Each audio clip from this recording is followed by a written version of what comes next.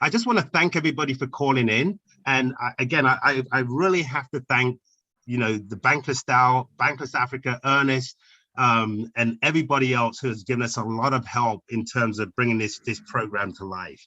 So carbon collectible NFTs. And so we call this the world's first non-fungible digital carbon offset. So the question that you're all asking is, well, what does that mean? So that's what we're here today to answer. And our purpose is slightly different to the purpose of traditional carbon offsets. Our goal is equity and inclusion in climate finance. And of course, to help in the fight against global warming, a lot of scientists believe that greenhouse gases is the main cause for global warming. And so we're trying to come up with a new mechanism to address this issue while providing equity and inclusion for mature forests, specifically in some of the lower income areas around the world. And the way we've decided to address this problem is through NFTs. And we see NFTs as a new funding mechanism, specifically for countries that have an undervalued asset like gold. Believe it or not, gold is undervalued in Ghana. And in this particular case, carbon sequestration. And there's a number of things that are different about our approach. Even for the NFT, when you go to our site and mint, and our minting is probably going to start in the January timeframe, it's not just going to be art. When you click that mint button, there's going to be an avatar. And that avatar you can customize. And so it's going to be a humanoid with an animal's head. And you can say, I want my humanoid to have an elephant's head or a lion's head. And you can change the color. You can select the clothing, change the color of the clothing. So you can actually customize your impact avatar. And then after you have actually paid for that NFT, you can go to another website, which is basically a kind of a simplified gaming website. And then once you connect your wallet, that website will pull down the attributes that you selected for your avatar. And now you'll be able to see your avatar actually walking through a forest.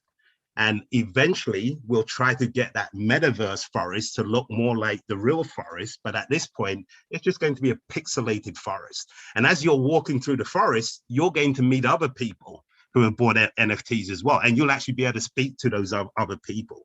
So initially, it's just going to be a simplified gaming concept. And the point of this game is to transport crypto funding to real-world, low-income forestry communities who, in return, will actually help you offset your in-real-life personal carbon footprint for 10 years into the future. And so these carbon offsets are reserving carbon sequestration in the future, rather than looking back historically and saying, we've got proven carbon sequestration from a year ago. So why are we doing this and what problem are we trying to solve? So first of all, hopefully everybody understands that, humans breathe in oxygen, breathe out carbon dioxide. We have all these factories from the Industrial Revolution that are pumping greenhouse gases into the air. When you drive a gas guzzling car or take a flight, this is all contributing to greenhouse gases. So everybody has a personal carbon footprint, yet trees are really good at using these sunlight energy from the sun and water to extract carbon dioxide from the atmosphere. That carbon is then extracted, oxygen is pumped back into the atmosphere, and this carbon is captured as wood in trees and then absorbed into the ground as well. So trees are really good at reversing that process, consuming carbon dioxide and emitting oxygen. Then just a little bit of a primer on carbon offsets. And so certainly in the US, a lot of people use the term carbon credit and carbon offset interchangeably. In the US, a carbon credit is really the right to emit carbon into the atmosphere. Carbon offsets are the rights or the capability to remove carbon dioxide from the atmosphere or avoid the emission of carbon dioxide into the atmosphere. And what I've realized, I think in Europe, they actually use carbon credits in the way we use carbon offsets. But the point here is that in California, and this happens a lot in Europe as well, there's a state policy that basically says companies like the electricity company is only allowed to emit a certain amount of carbon dioxide into the atmosphere. And so this is called a cap and trade program. If the electricity company exceeds their cap, then the state of California is going to fine them. Alternatively, that electricity company can buy carbon offsets from another organization, like a forest or some other organization that is extracting carbon dioxide from the atmosphere, so that that electricity company is carbon neutral at the end of the year. That's why for these compliance programs, they want to buy historical carbon offsets, because the state government or the national governments in Europe say you have to be carbon neutral by the end of the year or by the end of a term. And so that's a really important point. But here we're talking about two different types of carbon offsets. There's compliance carbon offsets, and the electricity company, for example, they can only buy those compliance carbon offsets from a regulated exchange. So they could not buy our carbon offsets and then comply with the cap and trade program in the state of California. At the same time, there's voluntary carbon offsets, where companies like Toyota, Amazon, and some of these other companies just say, look, we just want to be good corporate citizens. And because of that, we're just volunteering to offset our carbon footprint. And so we are deciding to buy carbon offsets without being mandated by a government. And anybody can buy and sell voluntary carbon offsets. And initially, this led to a lot of fraud. And so even people who are buying voluntary carbon offsets, they will say, in order to make sure this is all valid, we will only buy voluntary carbon offsets that have been certified by one of these independent certification companies. And there's about 6, 7, 8, 9, 10 of these organizations that are pretty well known. The problem with that is the certification costs $150,000, $700,000 or more. For a low-income forestry community, this is just completely unaffordable, and it becomes exclusive. So for us, if we look at traditional carbon offsets, their goal is to incentivize new carbon sequestration, which is a great goal in Europe and in the US. Because people who own, mature forests in the US are these large organizations who do not need to be incentivized financially to retain their trees. But in lower income communities, where maybe you've got a farmer who's got a small holding, and that small holding has trees on it, and they've got no other way to monetize their asset, then that becomes a problem. Traditional carbon offsets become a problem rather than the solution. And so our goal is completely different to traditional carbon offsets. Our goal is equity and inclusion, so that those mature forests are included. And then secondly, the certification cost becomes zero. Anybody can afford $0. And so this is what our goal was. And then in order to achieve this goal, the question is, well, how can you do that? And so our response is we need a whole new class of digital carbon offsets.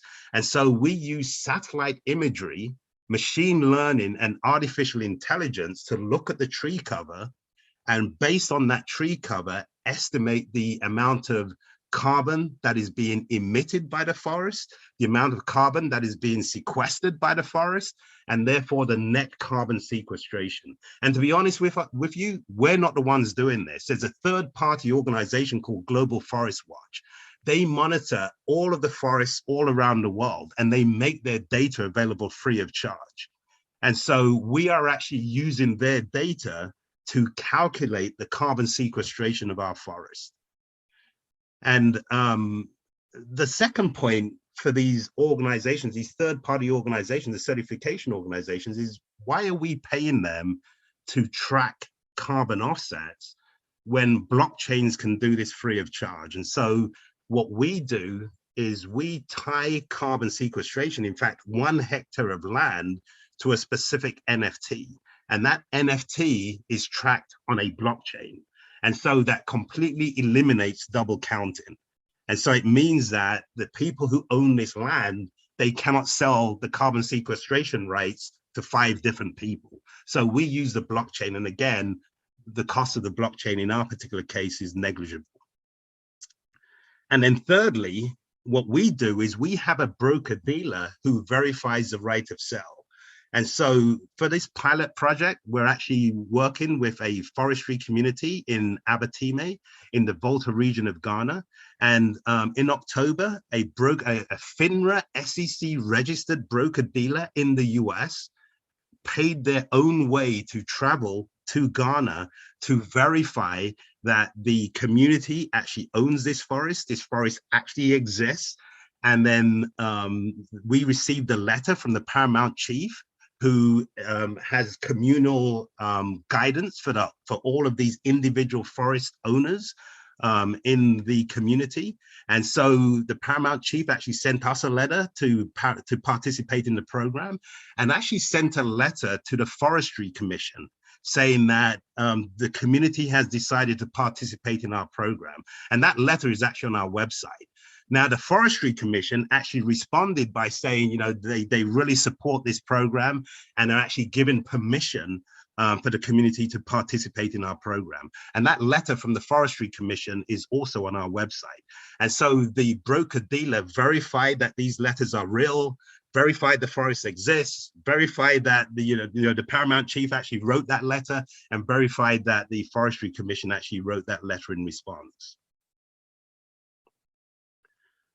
So we believe we've got a number of advantages. And so first of all, on the left-hand side here, what you can see is the boundaries of our forest that has been input into the Global Forest Watch website.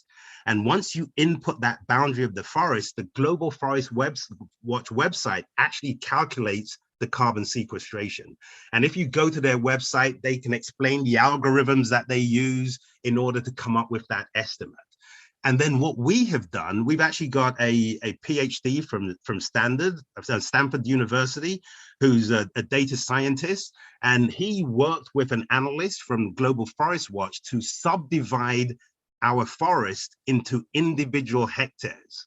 And then for each of these hectares, we've got the longitude, the latitude, we actually have the carbon emission and the carbon sequestration and the net carbon sequestration, which we have rounded up to be the equivalent number of carbon offsets.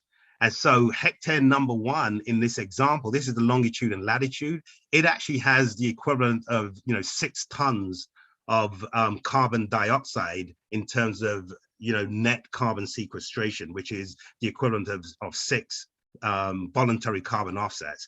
Hectare number 5 actually has about 10. And then what we've done is we've identified a number of sites of interest in the forest, and we've actually got the geolocation of those sites of interest. And we're actually indicating that for each hectare, which sites of interest are within half a kilometer of these different sites of interest. And so what does this all mean? What it means is that we've got better utility than traditional carbon offsets. With a traditional carbon offset, they're fungible. These carbon offsets are fungible, and each carbon offset is related to a project. Now, you don't know which trees or which part of that project it relates to, but all of these carbon offsets are a big bundle associated with the whole project. What we're doing is we're conveying all the digital rights to 1 hectare of land, which includes carbon sequestration, but includes much more as well. And then we believe we've got superior provenance because we're allowing you to drill down to a specific hectare of forestry. And you have basically the digital and virtual rights exclusively to that 1 hectare of forestry. So we're giving you much better provenance. And then in terms of scarcity, a traditional carbon offset doesn't give you any scarcity.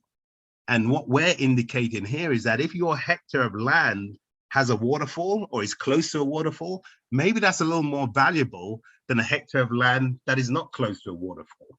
And so there's this additional scarcity that we believe our carbon offsets bring to the table. And so again, with each NFT, we're conveying digital and virtual rights to 1 hectare of forestry, but not the physical rights. The physical rights to the trees and the land remain with the landowner. Our pricing is about $500, so that's $10 per offset, 5 offsets on average per NFT, and a 10-year future term. And about 65% of the price paid for an NFT will end up going to the community.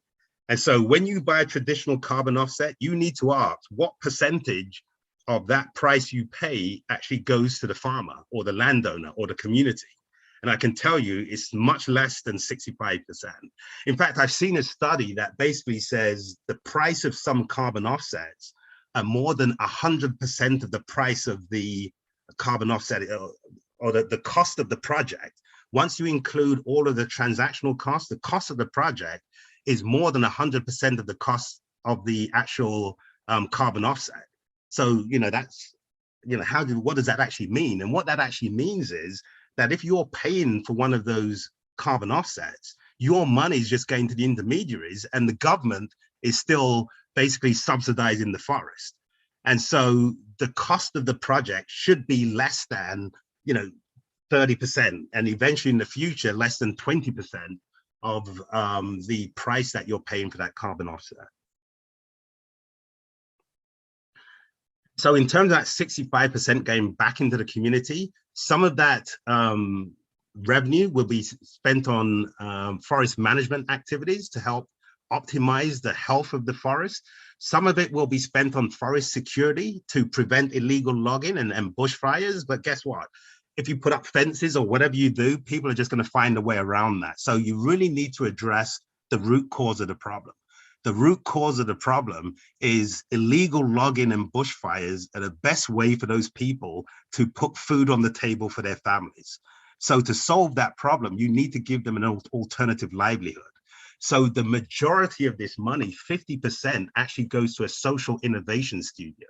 And the purpose of that social innovation studio is to get a list of issues, challenges from the local community, and then share that list of challenges with experts around the world, specifically experts who in technologies like blockchain innovations, business models, etc., who can work with those local people to get a really good understanding of these problems, prioritize those problems, and then try to reimagine solutions to those problems. And some of these are age-old problems, reimagine solutions using these blockchain type innovations, just like we have with NFTs and in the future DeFi and DAOs, to solve those problems in a completely different way.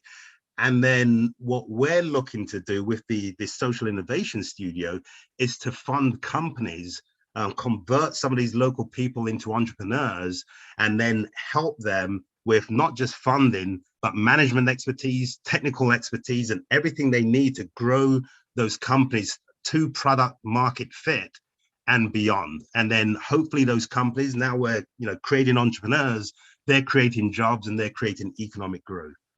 And then those livelihoods become a better alternative for the local community than illegal logging and bushfires. And so now you've actually solved the root cause of the problem. So in terms of problem solution fit, problem statement is traditional carbon offsets are exclusive and unaffordable. And to a certain extent, traditional carbon offsets are the problem, not the solution. Our solution is this new class of digital carbon offsets that we believe will actually disrupt the traditional carbon offset industry. And in terms of product market fit, so we're selling a mixed reality NFT that conveys the digital and virtual rights to an exclusive hectare of forestry, which includes in real life carbon sequestration. Our target market initially is the socially conscious crypto community. And again, looking at our advantages, we're inclusive. We include mature forests in low-income communities, equitable in that our cost of certification is $0. We're eliminating the expensive intermediaries. Non-fungible, so each of these carbon offsets or NFTs, block of carbon offsets, you relate to a unique hectare of forestry, which is non-fungible. And then the rights to our carbon sequestration is futuristic, not historical. And, you know, one example that I would give, in California, we've got a horrible problem with, you know, people being homeless. And this is a huge problem. And I don't want to relate carbon sequestration to homelessness, but if I was given the opportunity to invest in one of those programs and somebody said to me, you know, you can pay for somebody who's homeless that lived in a home for the previous 10 years, but now they're going to be homeless going forward, or you can spend some money to give that person a home for the next 10 years. I'm going to give some, I mean, they're both issues that need to be addressed, but if you've got $1, maybe you can only spend that $1 in one place. When you're deciding you're going to do something with that dollar, you're deciding you're not going to do other things with that dollar. In that particular case, I would rather pay for that person to have a home for the next 10 years in the future. And so again, the difference, hopefully, you know, while these things aren't equivalent, hopefully it can help people to see the difference.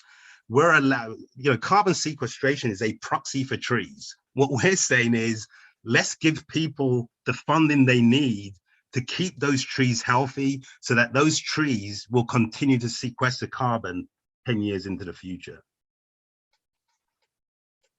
And so again, in terms of utility, we're providing way more than just carbon sequestration.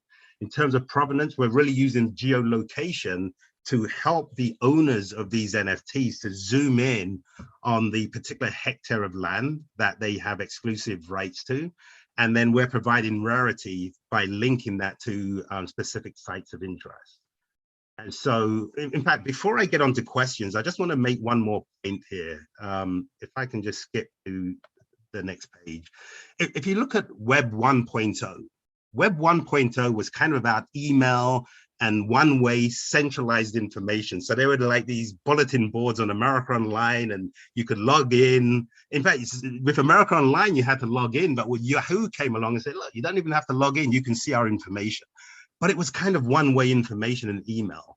Web 2.0 came along. That's where we are today, where we have point-to-point information exchanges. Anybody can be an information source. Everybody can consume information. The problem is that social media owns the value. And so they're selling your information, they're selling my information, and they're keeping all that value. And so the value is centralized. And the way this manifests itself is that if you look at Ghana and the Ivory Coast, they control 70% of the production of cocoa. Yet if you buy a cup of coffee, less than 1% of the price of that cup of coffee goes to the farmer. All of it goes to these intermediaries. And yes, they're providing branding and all this value, but to me, the promise of Web 3.0 is a peer-to-peer decentralized value exchange, where somebody who owns an asset, and in the future, we will convert our system into an exchange where somebody who owns a hectare of land would be able to make that hectare of land available on our exchange. And then somebody who wants to pay for the carbon sequestration rights or the gaming rights or the metaverse rights can buy those rights directly from the asset holder. And so today the asset holder may get 60, 65%. In the future, they could get 85% or more. And so to me, that is the promise of Web 3.0, and that's the direction that we're heading in. And this is just some of the, so we actually went to Ghana to visit the forest back in October. And these are some of the images that we captured. So instead of taking questions, what I'm going to do is exit from here. One of the challenges that we actually have is that in Ghana, the phone service isn't quite the same as it is in the US. And so it becomes very difficult for our local resources to get good phone access. So Mr. Asuo, can you hear us? Yes, I can hear you. Okay, can you introduce yourself?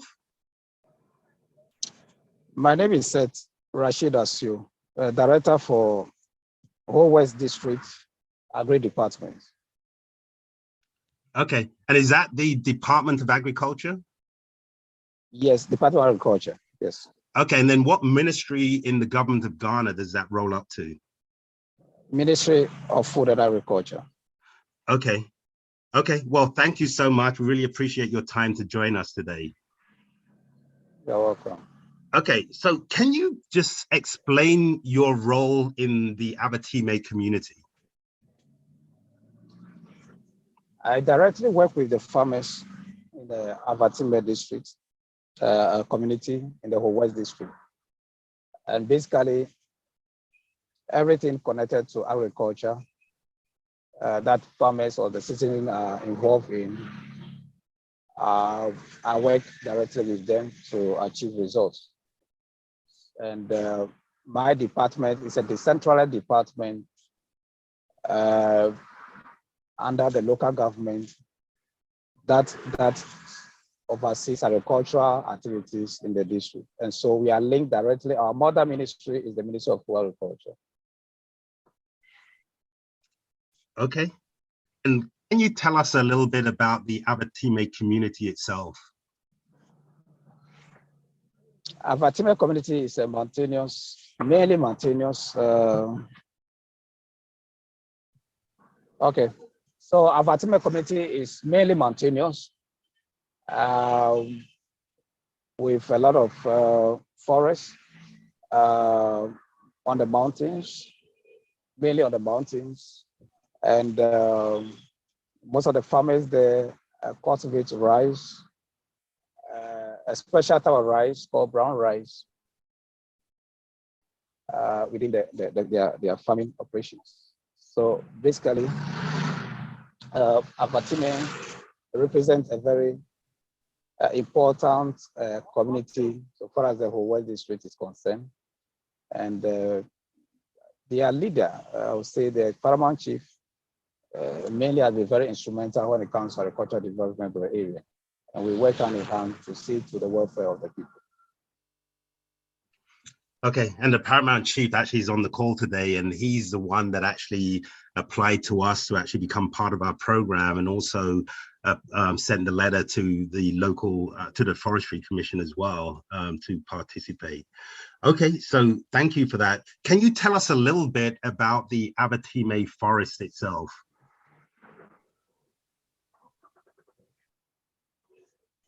Well, I can say that the forest has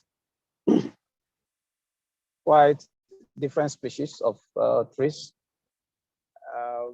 And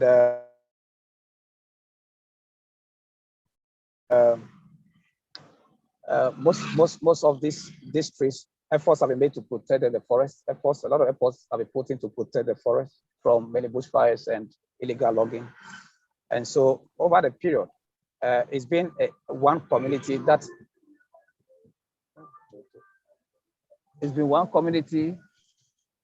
the district has been proud of so far as vegetation, maintenance of vegetation is concerned.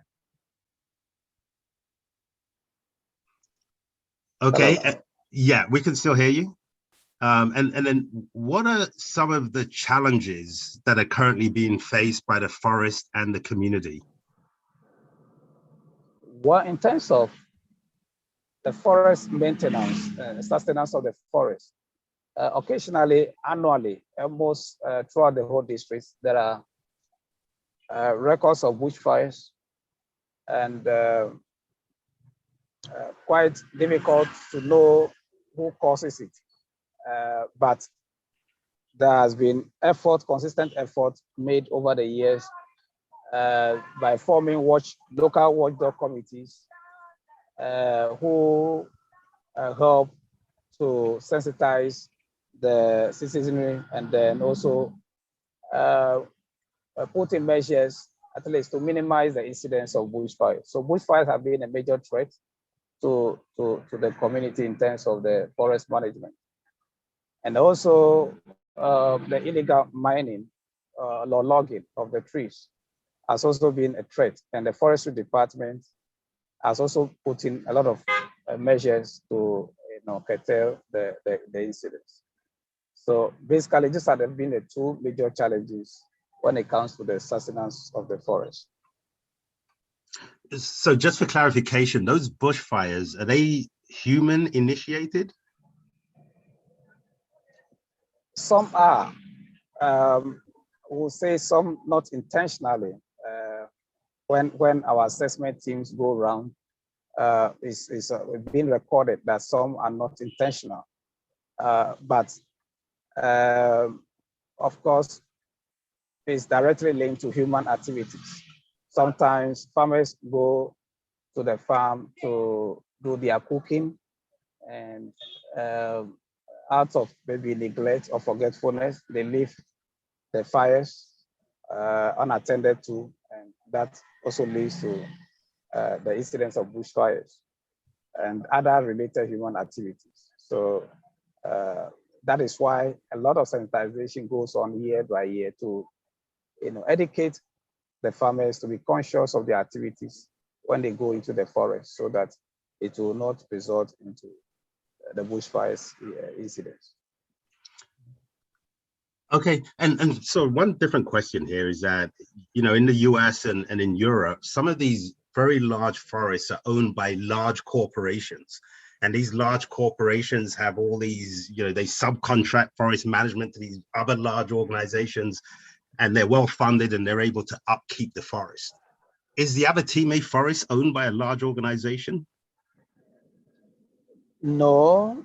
The lands, I know the lands in Avatime mainly belongs to individuals.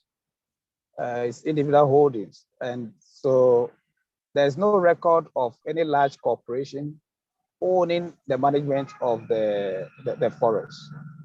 It's only the paramount chief and his team who try to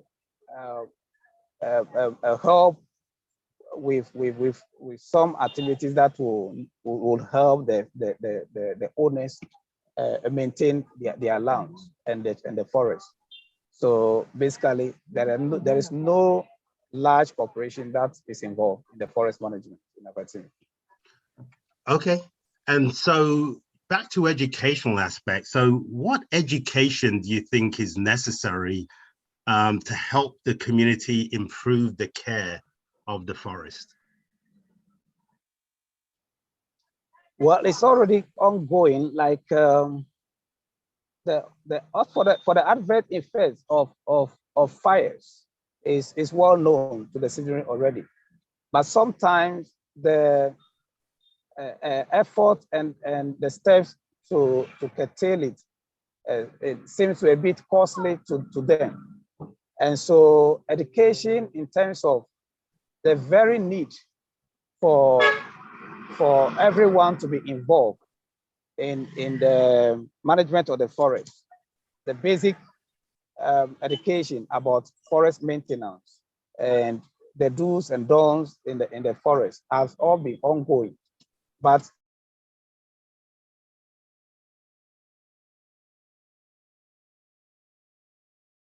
it's important that this is repeated over and over for the people to grasp the very essence of the education. Okay, and then what about education for improved farming practices? Our technical officers, agricultural technical officers, working with the farmers, encourage them to engage in activities that are environment, that are friendly to the environment. For instance, when farmers weed their farms, they slash their farms. We don't encourage burning, but rather they leave the weeds on the land to decay and also provide a humus or manure to the soil rather than burning. And so we encourage a slash but no burn farming. Though tedious to do, honestly, it's quite tedious to do because some of the trashes are so huge that it's difficult to just leave it like that on a field without burning and then go into planting. So basically, we encourage them to slash early enough, give enough time between the planting and then the slashing, so that the debris can decay and provide humus for and serve as a mulch for the crops before they plant. So these are some of the basic knowledge that we pass on to the farmers. Okay, and then how can these new or these educational practices be delivered to the community in an improved way? What could help you get this information out to the community more efficiently? We will want to work more closely with FBOs, farmer-based organizations, meaning that the farmers are supposed to be put in groups and managing groups, educating groups, farmers in groups provides a better learning environment and usage of the technologies than meeting the farmers one-on-one. So we advise that any intervention should be tailored towards meeting the farmers in groups so that they serve as each other's tutors along the line. So when one farmer is not doing one thing well because they are in groups and the knowledge was passed on to the farmers in groups, the others in the group will be able to remind their colleagues of what is needed to be done at any point in time. So we want to encourage group formation, FBO formation, and meeting these farmers as a group rather than using the individual approach. Okay, and are you aware of the use of any cryptocurrency type technologies, the blockchain, DAOs, stable coins, DeFi? Are you aware of the use of any of these technologies in the local community to help with farming practices or to help with forest management or anything else? No, not that I'm aware of. Okay, and then if a small amount of funding was made available for the local community, and I know this is a difficult question because you're probably working on 100 different projects, but if the small amount of funding was made available to help with either community education or community livelihoods, how do you think that money should be spent? Well, I believe providing skill training for the local community citizenry will go a long way to help, because some of the activities that we want to encourage the farmers to engage in that will help them be able to contribute positively to the forest management will require some skills. For instance,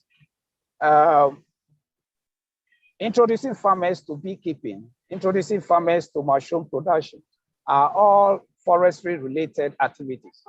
And once the farmers have these alternative livelihood activities ongoing, and they are more and more involved in the forest and working within the forest environment, invariably speaking, they are compelled to help provide security and safety of the forest, because they will be made to understand that, for instance, if you are going into snail rearing and snails thrives well in the forest, if the forest is destroyed or disturbed, then you will not be able to get the environment that is needed for the snail rearing. And once the farmer is supported, empowered to produce or to rear these snails, and that becomes an income source of the farmer.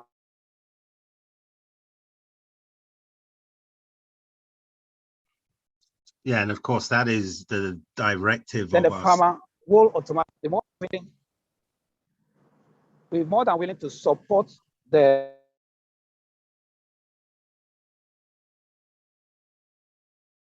Hey, Mr. Asuo, your line is cutting in and out. But I believe you were saying that mushroom production, snail rearing, beekeeping, activities of physically. I want it, apart from the concerning forest.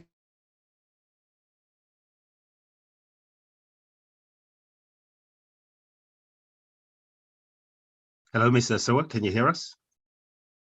So I believe his line is cutting in and out, but he was saying that he just gave some examples of alternative livelihoods like mushroom production, snail rearing, beekeeping that can actually be performed within the forest. And if people actually see making money from these activities in the forest, then they're obviously incentivized to keep the forest healthy itself. And so, Mr. Asuo, can you still hear us?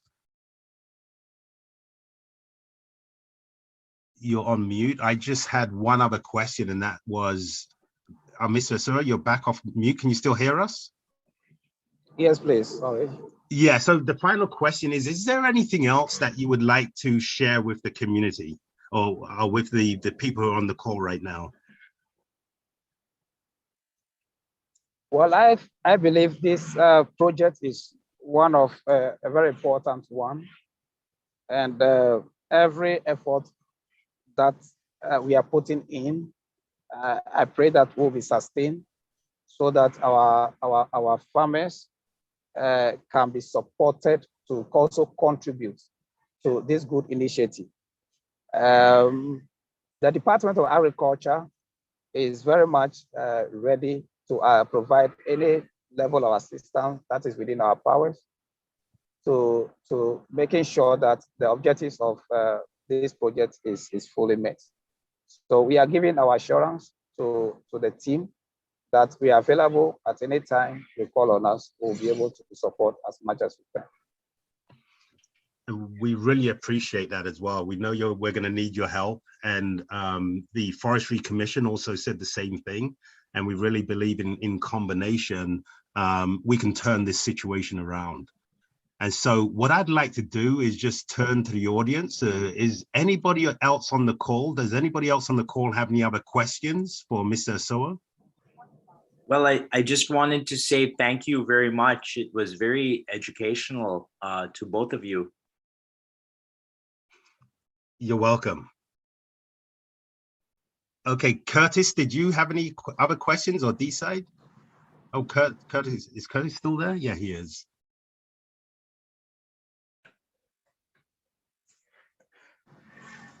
Okay. Hi, so, Michael.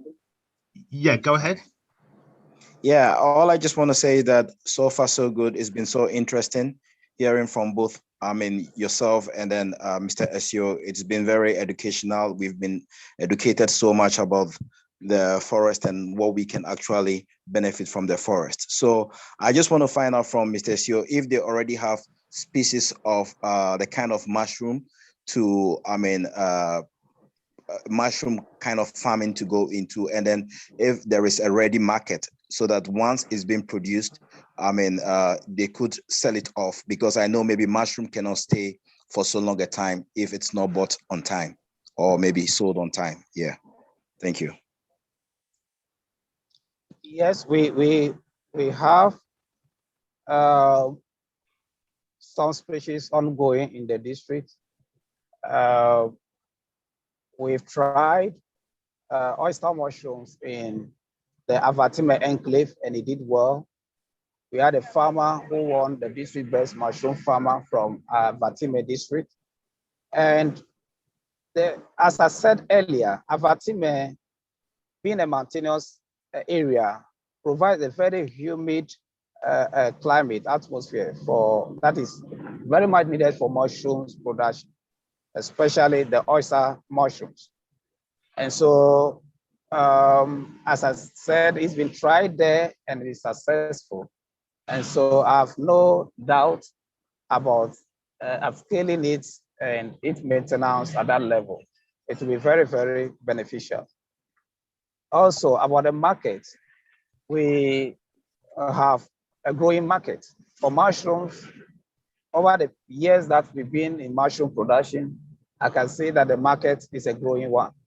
And so going into mushroom productions in a large scale in Avatime will not be a regrettable venture at all.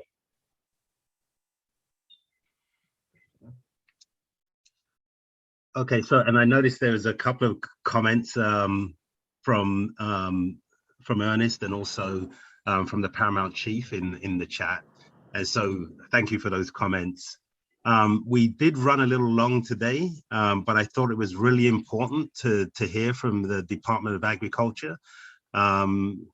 This is really important because we're monetizing an asset that today cannot be monetized, redirecting some of those funds to help farmers, to help the local community, to help the disenfranchised youth get alternative livelihoods. So obviously we think this is a really important project. That's why we're putting all of our time and effort into it. And I know your time is important. So again, I'd like to thank everybody for calling in today. Next week, we're actually going to have an interview with an individual farmer from the community. And so he will be able to share some very specific concerns that the farming community actually has. And again, that's representative of other areas in Ghana and potentially representative of other countries in Africa as well. So I just want to thank everybody for calling in. And I really have to thank, the Bankless DAO, Bankless Africa, Ernest, and everybody else who has given us a lot of help in terms of bringing this program to life.